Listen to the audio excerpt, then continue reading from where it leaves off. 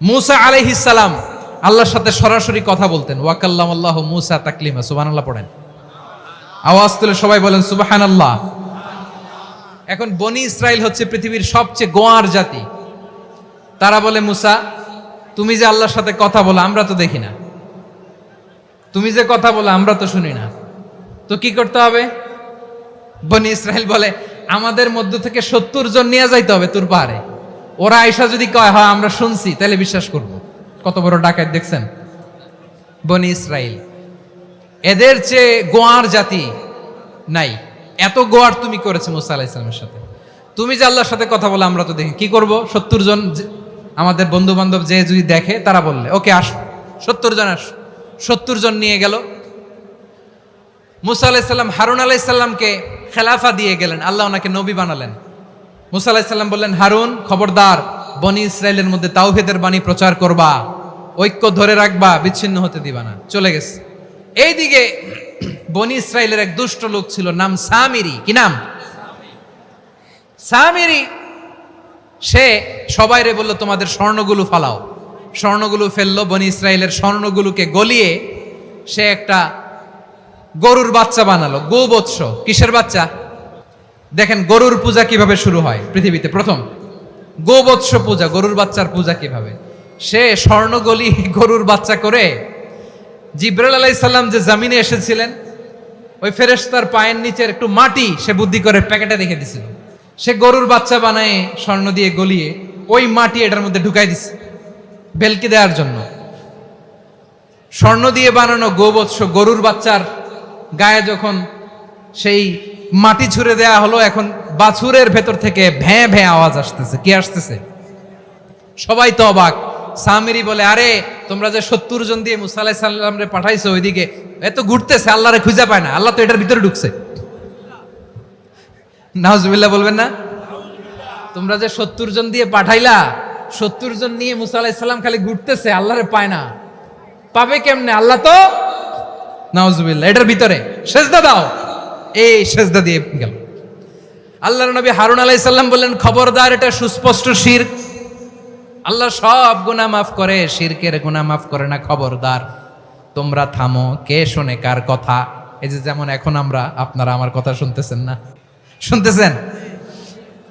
হারুন আলাইহিস সালাম বললেন, খবরদার, এই শিরকি কাজে তোমরা সংযুক্ত হয়ো না। তোমাদেরকে কি মনে নাই আমার ভাই মুসা আলাইহিস সালাম কি বলছে? আল্লাহ শিরক মাফ করে না। খবরদার, শিরক করো না, আল্লাহরে ভয় করো। হারুন আলাইহিস সালাম তাদেরকে বুঝালেন, শিরক করো না, আল্লাহরে ভয় করো।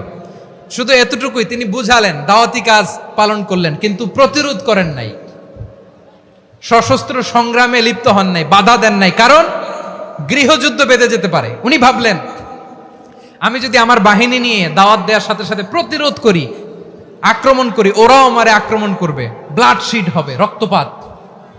এমন অবস্থা হবে বনি ইসরায়েলের মধ্যে, যেটা হয়তো আমার ভাই মুসাও কন্ট্রোল করতে পারবে না।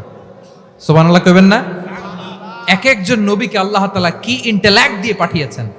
তিনি ভাবলেন, আমি দাওয়াতি কাজটাই করি, এটা যে হারাম এটা থেকে শুধু বারণ করি, কিন্তু প্রতিরোধ না করি। আমি যদি ঐক্য ধরে রাখতে পারি, বাকিটা আমার ভাই সামলে নেবে। সুবহানাল্লাহ। হারুন আলাইহিস সালাম প্রতিরোধ করলেন না। বনি ইসরায়েলের মধ্যে গৃহযুদ্ধ বেঁধে যাওয়ার আশঙ্কায় প্রতিরোধ করলেন না, আক্রমণ করলেন না, শুধু দাওয়াত দিলেন। ইন দা মিন টাইম মুসা আলাইহিস সালাম আল্লাহর সাথে কথা বলে যখন ফিরে আসলেন, দেখলেন বনি ইসরায়েলের অধিকাংশ লোক মুশরিক হয়ে গেছে। মুশরিক হয়ে গেছে। মুসা আলাইহিস সালাম রেগে গেলেন। রেগে প্রথমে বনি ইসরায়েলদেরকে অ্যাটাক না করে ভাইয়ের দাড়ি ধরলেন। হারুন আলাইহিস সালামের দাড়ি আর চুল। মেজাজি নবী ছিলেন। হারুন, তুমি কি করলা? তোমারে কি দায়িত্ব দিয়ে গেলাম, তুমি কি করলা? তুমি থাকতে বনি ইসরায়েল কেমন করে শিরকের কাজে নিমজ্জিত হয়ে যায়? সাইয়েদনা হারুন আলাইহিস সালাম বললেন, ইন্নী, কোরআন সাক্ষী, কোরআন থেকে কোট করছি, ইন্নী খাশিতু আন তাকুলা ফাররাকতা বাইনা বনি ইসরাঈলা ওয়া লাম তারকুব কওলি। ও আমার ভাই, আমার দাড়ি ধরবেন না, আমার মারবেন না। আমি ভয় করেছি, আমি ভয় পেয়েছি, না জানি আপনি বলেন তুমি কেন খাশিতু আন তাকুলা ফাররাকতা বাইনা বনি ইসরাঈল, আপনি এসে আমারে যদি বলেন তুমি কেন ঐক্য ধরে রাখলে না, কেন মারামারি হলো, কেন রক্তপাত হলো? তোমার কি এই দায়িত্ব আমি দিয়েছিলাম? আমার কথার দিকে কি তুমি ভ্রুক্ষেপ করো নাই? আমি যে বলছি তাওহীদের বাণী প্রচার করবা আর ঐক্য ধরে রাখবা, আমার কথা কি শোনো নাই? আপনি আমারে ধমকাবেন, এই জন্য আমি প্রতিরোধ করি নাই, আক্রমণ করি নাই, গৃহযুদ্ধ আটকানোর জন্য, কিন্তু আমি দাওয়াত দিয়েছি। সুবহানাল্লাহ পড়েন। ঐক্য ধরে রেখেছেন।